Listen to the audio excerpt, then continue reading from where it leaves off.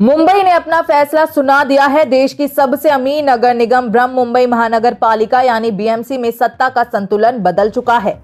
BMC चुनावों में झटका खाने के बाद उद्धव ठाकरे की शिवसेना ने साफ कर दिया है कि ये लड़ाई अभी खत्म नहीं हुई है, यानी इस चुनावी हार के बाद भी सियासी जंग थमी नहीं है। आपको बता दें कि बीएमसी चुनाव नतीजों के बाद शिवसेना यूबीटी की तरफ से पहली आधिकारिक प्रतिक्रिया सामने आई है। पार्टी ने एक्स पर बाला साहेब ठाकरे की तस्वीर पोस्ट की और लिखा कि ये लड़ाई अभी खत्म नहीं हुई है। ये तब तक जारी रहेगी जब तक मराठी व्यक्ति को वो सम्मान नहीं मिल जाता जिसका वो हकदार है।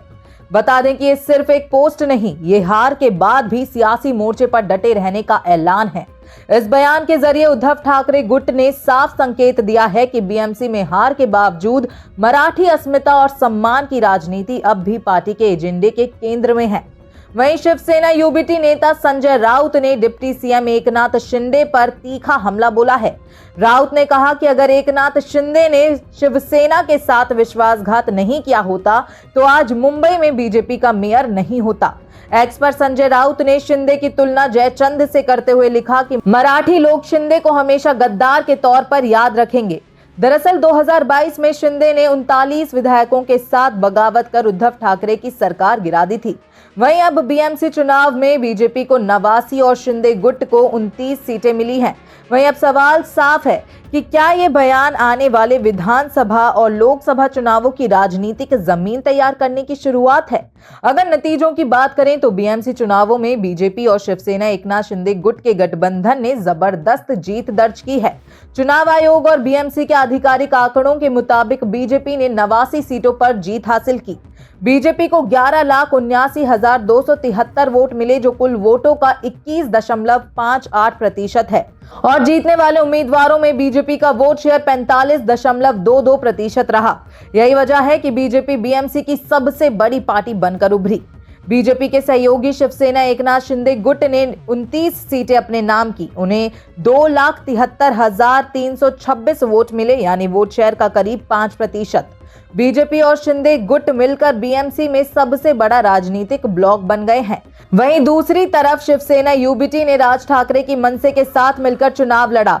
उद्धव ठाकरे की शिवसेना को 65 सीटों से संतोष करना पड़ा। उन्हें 7,17,736 वोट मिले जो कुल वोटों का 13.13% है।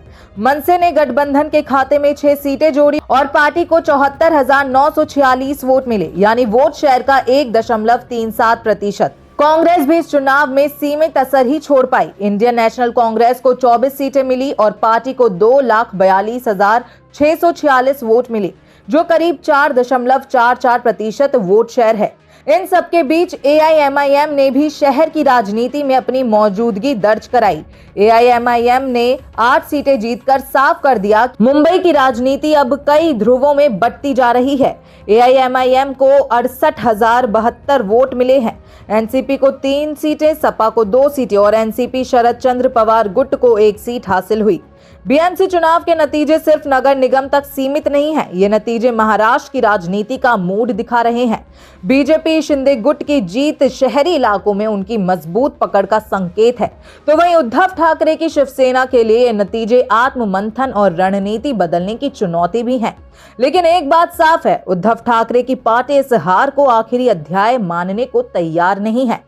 बाला साहेब ठाकरे की तस्वीर के साथ दिया गया संदेश ये बताता है कि सियासी लड़ाई अभी बाकी है। बीएमसी की सत्ता भले ही हाथ से निकल गई हो, लेकिन महाराष्ट्र की राजनीति में मुकाबला अभी खत्म नहीं हुआ है। आपको ये खबर कैसी लगी हमें कमेंट सेक्शन में जरूर बताएं और देखते रहें भारत अपडेट। नमस्कार।